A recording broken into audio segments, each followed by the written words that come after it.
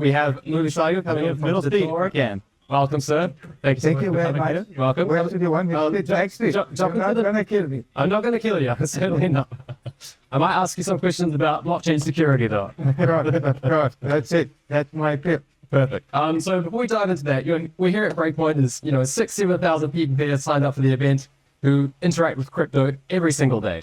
What's the singular best piece of advice that you can give to everybody to stay safe while transacting on chain?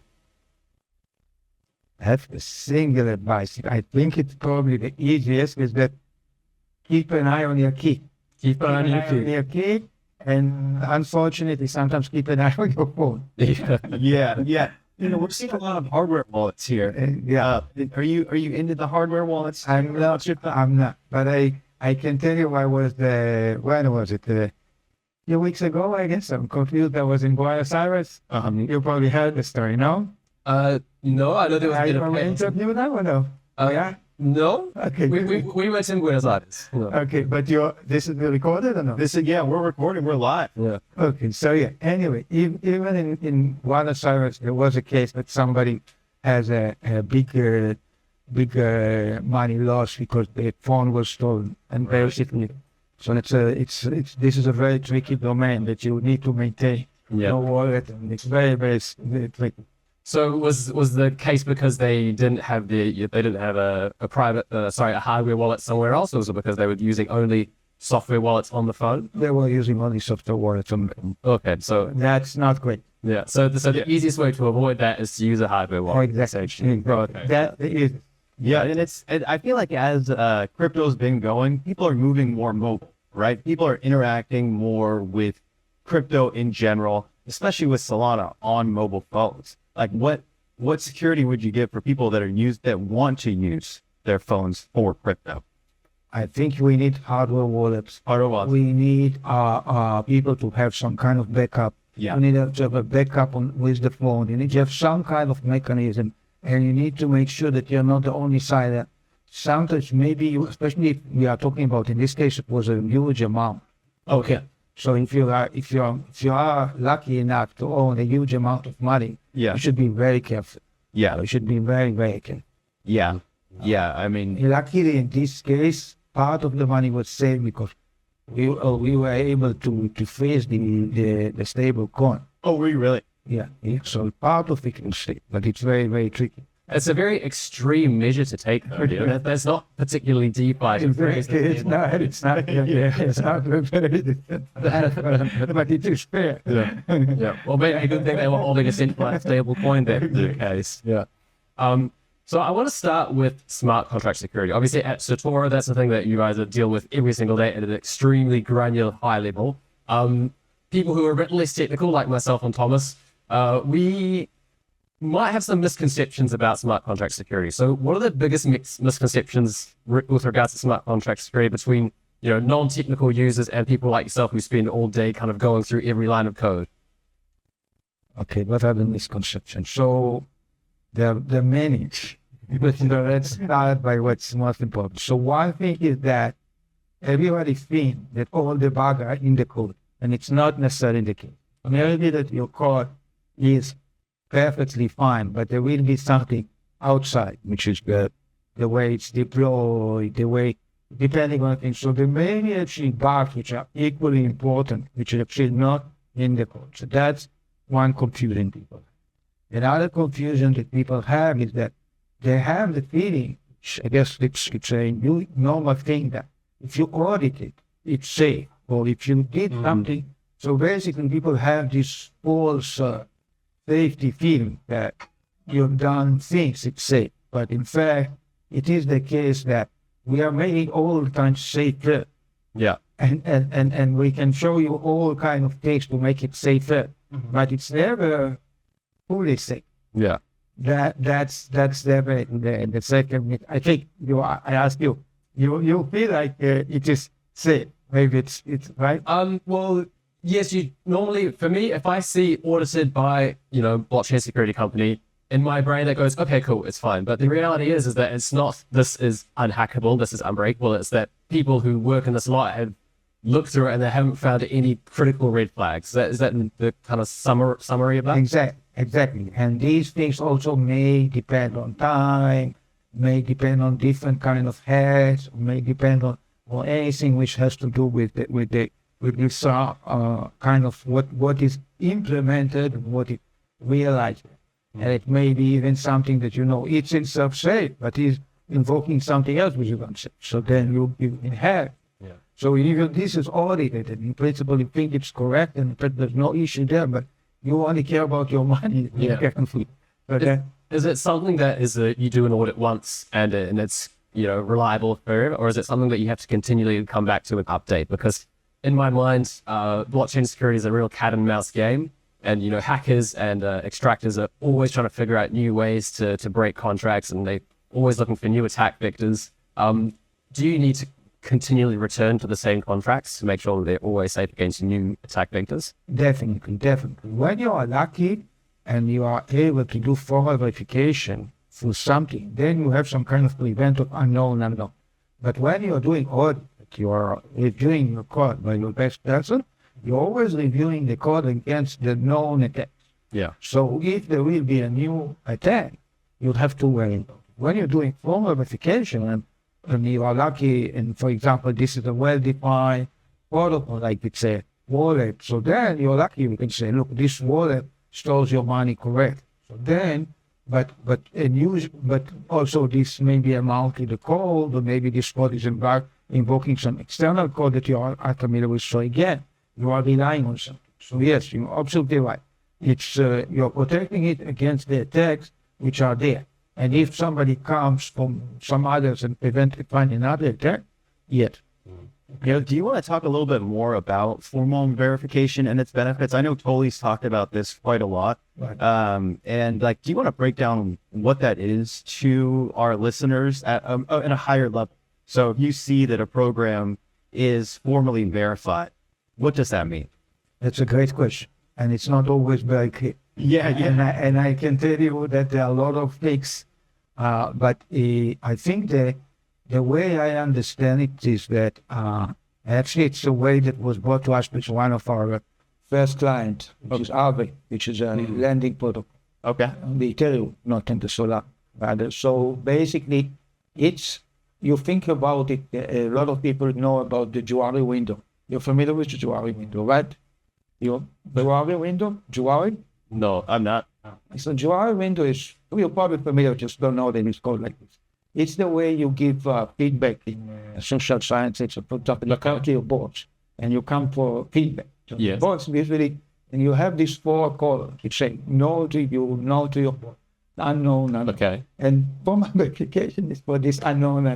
Okay. The idea is that you want to prevent, I want to show you, not that I found a bug that somebody else found out, and that's you can do with testing and any other. But I want to show you that it doesn't have the bug that I'm not familiar with they are. Yeah. Okay. That's why I need for work. Okay. So it's the idea that I can tell you every time we are sometimes surprised, like we work with Compound, which was one of the first lending protocols. And we came after the best audit. It was definitely the best. And that it's not just the best auditing team, it's the best auditing team and the best auditor in that. And we ran the tool. The tool said there is this bug. This bug in your money market allow you to manipulate the bug. First of all, our tool was in shitty shape. So we said it can't be the case. Okay? And so, but we came to it was very, very centralized. We came and met the Compound founders. We told them, look, we have this bug. It's probably not me, but we want to show you. They say it's not me, probably, but let's see.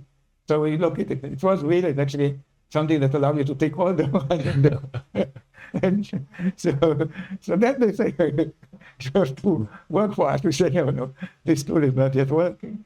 So yeah, so formal verification is a good way to find mind-blowing bug.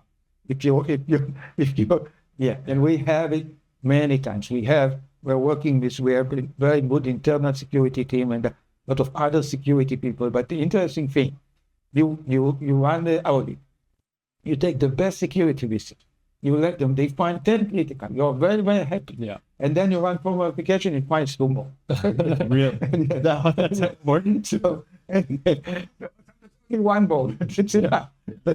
So, Yeah, how that works is, okay, so they get formally verified, but crypto is incredibly competitive, right? You know, every single one of the top protocols is coming for the other. They're constantly innovating, releasing new features, building on that stack. Right. So every time a company releases a new protocol or some sort of new change in the code, does that change it from being formally verified to not, or how does that work? it's completely changed. It completely changed. It's completely changed. And one change of one line can break the whole code. Really? And what we do when we try to force our client, and some of them already, even the Solana, we integrate into CI.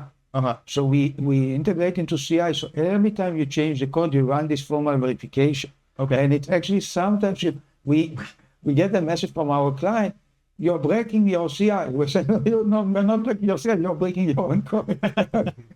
So they're running that. So that's kind of like they are running it before they release it. Exactly. Every time they change, they do a commit in the code, we run formal verification. That's actually the beauty of our tool. There are other tools for formal verification, but our tool is automatic. Yeah. The human is not in the loop. So you have to write the spec, that's hard. And you have to, but once you write the spec, assuming that the spec at least did not change, you can rerun the formal verification again and again. Yeah. Okay. So is it best to really have a two-pronged approach, and that formal verification works alongside human audits to ensure kind of the broadest view that you can have over audits? Definitely. Another misconception that people have from the beginning is that formal verification actually preclude auditing or preclude testing. That's not the case. I think you need everything. You need everything. And the biggest problem with formal verification is understanding what property to verify. We have seen people doing formal verification and then the code get immediately hacked, right? Formally verified that the code does something which is not very interesting. They made the same mistake in the code as in the stack. Okay, so if you don't have the right property, you actually formal verification just make sure that you have the same bugs in the code and in the stack. So is formal verification something that is ubiquitous and is everywhere across the security, the blockchain security world, or is that something that Certora has really dialed in on, as established itself as an expert in across the industry? So what we did from stage one is that we built this technology from the ground up. I worked in many things as academic, but when we started Certora 7 years ago, we did everything from scratch. And the ideas, formal verification used to be a field with a lot of very smart people, but the ideas for every formal verification project, you need 1 or 2 PhD students. And we made it so that normal Solidity or small Rust developer can use it. So we made it way more usable. We see that half of the spec in Certora are written by people external. So we made it much more accessible. I think that we have competitors. For example, the Amazon company has tried to do similar things, but I think also the crypto is a very natural domain for formal verification. There are Amazon using it for a security critical system, but I think crypto and also crypto, the spec are much more natural. So so basically it's a very unique domain, and we make this tool. I think it's a very unique tool. It's a very complex piece of software, but it can use everywhere. And and it has been used by developers and also by us. Yeah. Oh, that's good to hear. And crypto is the natural fit for this because, you know, the essence of what we're doing is money. Like the protocols that you're auditing, they are securing funds, right? So every single one of them really needs to be protected. Is that how you view it? Or it's not only how I view it. It's the only reason that I was academic, and everybody I was giving lectures in Berkeley, Stanford. You are taking all these bright people and you're doing useless things. I said, yeah. So basically what happened is that crypto is the only domain where you have small code carrying a lot of value and you change the code.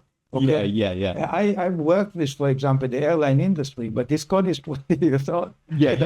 And it's not changing. And it's huge. Yeah. And then actually, so here it's a bit mathematical in nature. So it's a perfect fit. Yeah. If tomorrow the crypto rolls out, the software that we build is pretty generic, but we have no application besides crypto. Yeah. So in principle, we are handling Rust code or Solidity code. But it's the only application. Yeah. Yeah, that's good. That's good. And you kind of mentioned that you were teaching classes, so you had a pretty interesting like journey into the crypto industry, right? So you went from academic background into crypto. Like how does how do the academics think about crypto? Like when you tell your colleagues, like, yeah, now what I'm really doing is I got into crypto. Like, what's the reaction? When you go to the reunions, you say, yeah, I'm in Abu Dhabi for a crypto conference, and all these PhD guys are going, oh, that's a bit right. No. So it's a very good question. So I give lectures. I give also like academic lectures still. And people sound don't like the crypto, but I try to motivate them on the technical side. Yeah. I tell them, okay, suppose this is essentially a code. I go back to the technical, and I'm telling them what is challenging, massive challenging. So I'm trying to, but yes, it's definitely on the ideological side. It is challenging for me. You're right. I was academic and I did, but basically my colleague and even academically were telling me, look, this is the application for you. You have to do it. I don't know if you know. There's a professor in Berkeley called Scott Schenker. I don't know if you know him. I don't know. He's a very, very smart guy. So he has actually 2 startups that he has done, which were very successful, Mozilla and Databricks. And he told me, look, you have to start now, and I give you now the money. And so he was our first investor. That's perfect. Yeah. Noticed that you like to do hard things, and like you couldn't find a harder problem than crypto and security. Exactly. So he basically was our sugar daddy, and then we started, and we actually came to investor like A16Z. They told us, look, they connected us to Compound, and basically this is how we started, and we really showed the value, the market fit for formal verification here is amazing. Yeah. But you're right, the ideological issue sometimes is tricky for people. People say, what is it? I can tell you from working with our thing that my experience with customers is amazing. People in this domain are playing very, very fair game. Yeah. Oh, that's good to hear. But yeah. And when you speak about this domain, what about like Solana specifically? Like you deal with a bunch of different chains. Like, what's your feedback for Solana specifically? Are there a lot of teams that are using formal verification? Is this something that needs to become more standard? I see actually a lot of very, very good teams that we work with. So we started Solana. The first project that we did is Squads. Amazing team. Oh man, amazing team. Yeah. And these teams, they were very, very receptive. They were very, very receptive.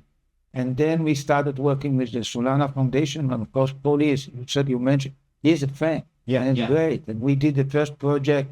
We verified some properties of the SPL, and we came to see Tony, and he was thrilled. And it's so the nice thing about formal verification. You go to the client. The client tells you, we don't know what we did. You say, okay, fine, insert the bug, okay? Yeah. You insert the bug, and then the tool will say there's a bug. Okay. So I always tell right now a client, don't touch that. Insert some bugs and say, we are not. I mean, of course, when we do you have to touch. But when we formally verify, check it. And you don't need to understand formal verification. You need to understand your code, and you need to understand what can get wrong, and insert and see if it catches it. If it doesn't catch it, it means that it's not the right fit. Yeah. So the experience we have with Solana is very, very. It's a developer's mindset. We see a lot of people can do. A lot of people, when we talk to people sometimes in Solidity, ask them to change code, they are very reluctant. They say we have a limited amount of time. We are paying whatever. It's a hero domain. Like I guess Solidity developers are very. They are smart people. Uh-huh. Here, people who have more can-do attitude. You ask them to change the code. They are very straightforward.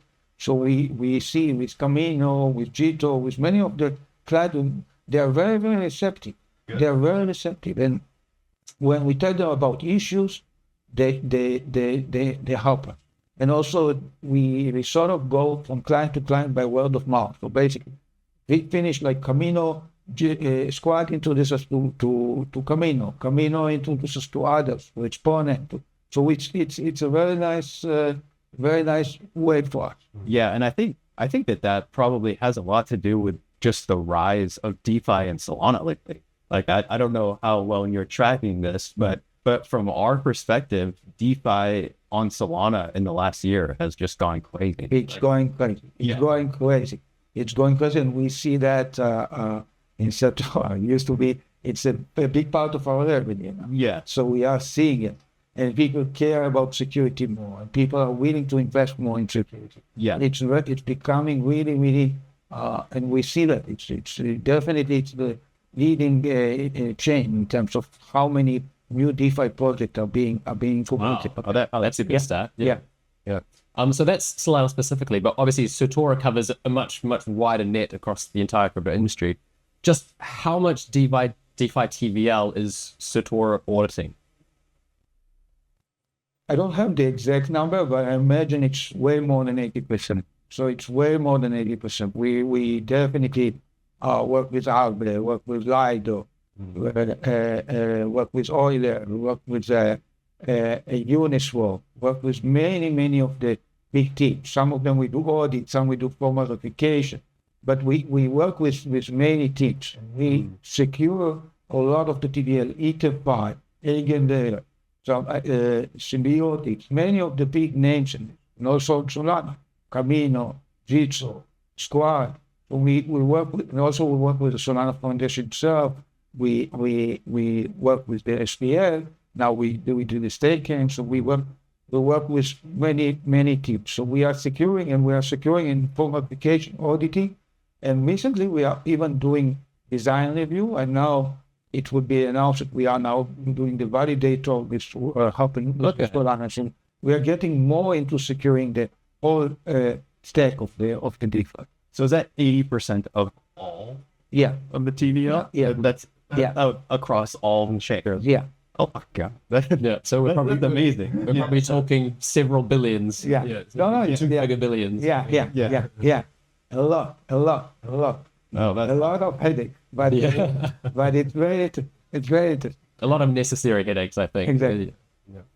Yeah. So when you think about like what coming threats there are, as far as, I don't even know, like, is it like the rise of the AI? Is it hacks? Is it scammers? Is it bugs? Like, what do you see in the next year as like the primary threats to, Solana and blockchains in general?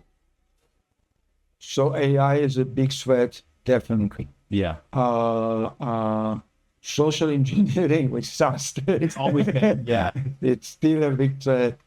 All kind of things has to do with code, like whether it's rounding errors, some kind of issues in the code that were exploited in some ways. Yeah. It's also a threat. Unfortunately, in certain cases, even like ownership is an issue, and you have somebody in your team, and it's an interesting thing. So we are seeing all kind of things happening, all kind of things that's happening. Yeah, it's not just the code. Yeah, and even like supply chain, somebody is changing the baby, right? Yeah. So it's a big thing, right? You audit, you whatever, but somebody is able to change the code which is deployed on you. It's not a great thing, right? Yeah, no, 100% agree. Now, you did mention AI is a threat. Right. To talk about that threat, I would like to bring up Cardano. It's not our favorite chain over here, but recently there was a Vibe coder that attacked the chain, and there was a chain split causing the chain to be down for about 14 hours. Right. And this was just one guy using AI Vibe coding that was able to do this. Like, first of all, did you hear about this? Think about, what are your thoughts? I mean, it's terrible. It's terrible in so many ways. Yeah. It's terrible in so many ways. It's a bit hard for me because I am provider, so going against my client is tricky. Yeah. But and Cardano is not our client. But I can tell you that this should have not happened. Yeah. That it should have not happened, because even if you write, independent of bytecode, even if you write the most stupid code, the blockchain should not be so. And it's interesting because a lot of claims about Cardano. Yeah. It's formally verified, which I don't even know what it means. Yeah. But the interesting thing is that you don't want it to happen. Vibe coding will be there, and vibe coding will. It's a question of vibe coding will make code more secure or less secure. Yeah. Initially, it will make code less secure. But the thing actually is formal verification. Others, you can make the code at least equally secure. Because you can combine. But I'm saying, independent of whether you use five codes, the blockchain itself, the infrastructure should be reliable enough that you cannot bring the chain with a very, very simple bug. Right? Yeah, I mean, people were laughing and making a bunch of jokes on Twitter about it, but like the core of that is like, that is a major threat to it. If an entire blockchain can get halted by one guy and an AI, No, but this guy, even if he or she didn't use the AI. Yeah, it's if somebody could do that. Exactly. The vulnerability that was exploited. Exactly. Yeah. And we have seen it. We have seen a lot of time that the blockchain infrastructure itself is not stable enough. That's bad. You want it to be resilient to any mistake of a human, especially if you allow them to do smart contract. Yes, right. It must be resilient. But if I write a smart contract, I should not be able to stop the blockchain. Right? Yeah. Like it's crazy that happened, and I don't know the details of how that was done, but like that's not coming to Solana, right? Never say never. Exactly. So it's tricky. I think the issues that attacks are always possible. Yeah. The attacks that you are talking about, we are technical, I don't know, so it's denial of service and things like that. Yeah. They are hard to prevent. They're hard to prevent. You can sometimes, in auditing or formal verification, you can identify the thing, but it's hard to prevent. I mean, we usually in safety, in security, we think of two kinds of issues. One is called safety, that you show that something bad never happened. Yeah. And liveness, when you show that something good will eventually happen. Yeah. So this has to do with the second one. The second one is not always easy to perfect. So I think this is, so it could happen. It could happen, I don't say to Solana, but it could happen to a blockchain that somebody does something bad. Yeah. And that's the reason why people try to use gas or use some kind of incentive that you will still have to pay enough to prevent it for you to do. Yeah. Do you think that that's going to be the biggest threat moving forward? I know it used to always be like, people hacking, different protocols or this or that, but like, is it going to be that AI is going to be the biggest threat? No, I don't think so. I think actually AI can do much better things than it really. A lot of people, and I came too late to AI. I guess I work on my field in formal application, but I'm not bothered by AI. You're not. I'm not. I see it as an opportunity. I'm learning AI all the time, and actually I see initially that. It's like well, you guys are, but for me, internet it was a big trend when I started. So AI, I'm not worried about it. In long term, it's a great thing. Of course, it has a lot of, because basically everything that the hacker can use, the security also company can use. So you can find bugs with AI. You can prevent, you find proof with AI. You find people are now applying AI to solve problems that they couldn't solve. Yeah. So the bad guys could use AI, the good guys could use AI. So I see that like any technology, it's not so bad. It could be, of course, things like impersonation. I think the AI can do a lot of things that make it hard for us as humans. But I think AI is for formal application, AI is definitely a blessing. There's so many things which is hard. And AI, of course, it cannot replace your smartest guy, but it can replicate this guy or can say so. I think we can agree it's an excellent tool. It can be used for evil, it can be used for good, but ultimately it's a tool that we can kind of propagate to push crypto further. Unfortunately, Mooly, I would love to have you I see with the lines getting along out the door. So thank you so much for joining us. It's been really wonderful. Mooly from Certora, and we appreciate you. Thank you so much for coming on. Thanks.